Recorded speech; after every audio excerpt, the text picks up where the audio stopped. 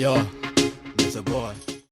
Naam, baada ya video kufichuka, baada ya miaka kadhaa yake Oga Obinna na Faith ndiye William Ruto, mambo imeibuka sana, maanake wengi wako wanafahamu kwamba Oga Obinna ndiye aliweza kumbeba na ile wheelbarrow wakati wa kampeni. Basi watu wameachia maoni yao mbalimbali, maanake Oga Obinna alikuwa ameandika tu ujumbe fulani akasema just a polite dancer with our fifth president. Maoni yakawa mengi sana. Tunaona kama Taylor anasema Obinna, kumbe wewe ndio unasukuma hii uchumi ngumu. Alafu pale akacheka pale hivi. Kuna Egala anasema Oga Obinna on the wheel, sorry handle.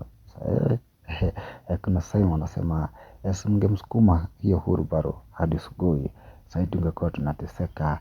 Kuna Bila anasema kumbe ni Obinna ndio alikuwa anasukuma, I never knew this. I just say, anasema kumbe Obinna ushai kuwa dereva wa preso atuansa. Henry anasema naye bio from weekly show to see Oga Obinna the driver. Hivi anasema had to come and confirm this, si kuamini macho yangu wala. John naye akasema Oga Obinna, alafu uko hapo unatupima, kumbe wewe na uwezo ni hapa kwa hapa.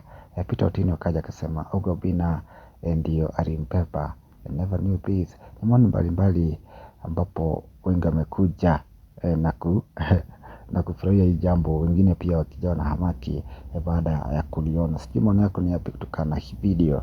Comment there below, remember to share, subscribe at Boy TV.